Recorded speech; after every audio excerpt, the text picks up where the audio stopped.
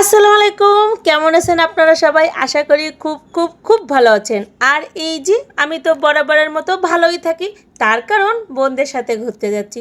আর হ্যাঁ, আপনারা তো জানেন আমরা কক্সবাজার এসেছি। আর কক্সবাজার এসে যদি কক্সবাজারের রাস্তাঘাট না দেখি তাহলে কি হয়? তো চলেন আমাদের সাথে আপনারা একটু ঘুরে আসবেন। আর হ্যাঁ, আমাদের বাকি সদস্য ওদেরকে আমরা রেখে আসছি, রেখে এই যে তিন বোন আমরা বের হয়ে পড়লাম ট্যুরে। হ্যাঁ, বলতে পারেন কক্সবাজারের রাস্তাঘাট দেখতে।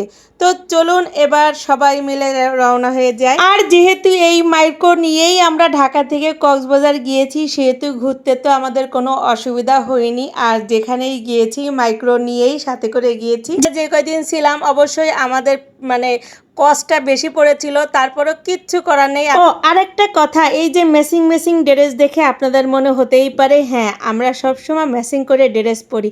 আর আমরা বোনরা সবসময় একই কালারের ড্রেস পরতে খুবই পছন্দ করি। তো আমরা যে যখনই ড্রেস কিনি না কেন একসাথে 5-6টা কিনি। মানে আমি যদি ড্রেস কিনি তাহলে একই কালারের 5-6টা কিনি, আমার বোনরা কিনলে এইভাবেই আমাদের ড্রেসগুলো আর কি ম্যাচিং হয়ে যায়। যাই হোক, আর আমাদের মতো কে কে এমন করে ম্যাচিং করে ড্রেস পরেন প্লিজ কমেন্টে জানাবেন। আর আমাদের কেমন লাগছে এটাও জানাতে ভুলবেন না। তো এই যে আমরা তিন বোন গান ছেড়ে আমরা ফুল দমে গল্প করতেছি। আর যেহেতু বাচ্চারা সাথে নেই সেহেতু রিল্যাক্স একটা মুডে আছি। আর অপরিচিত জায়গা মানে কক্সবাজারের রাস্তাঘাট এগুলো আর কি দেখতে ভালোই লাগতেছে, কারণ আমাদের তো এইগুলো রাস্তাঘাট চেনা না, অপরিচিত। তো এই যে তিন বোন খুব মনের আনন্দে গল্প করতেছি, আর আমার সেজ বোন তো মজার গল্পও বলতেছে। যাই হোক, আপনাদের এখন শোনাইতে যদি পারতাম, কারণ এখন আমার গান বাজতেছে, কপিরাইট আসবে, তো শোনাইতে পারলাম না। আর আমার কাছে কেন জানি না সমুদ্র দেখতে খুবই ভালো লাগে।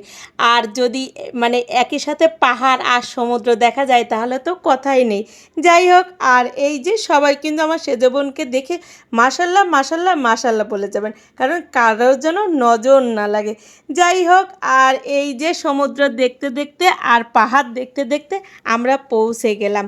তো আমরা কোথায় পৌঁছে গেলাম সেটা আপনাদের তো এখনও বলা হয়নি, তাই না? এই যে আমার আব্বুর ব্যবসা ছিল বিশ্বজুড়ে।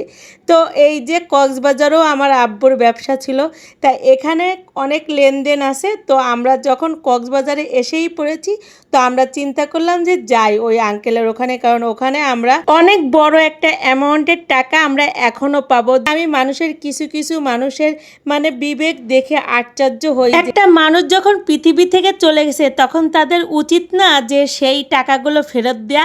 যাই হোক, আল্লাহ তাদের হেদায়েত দান করুক।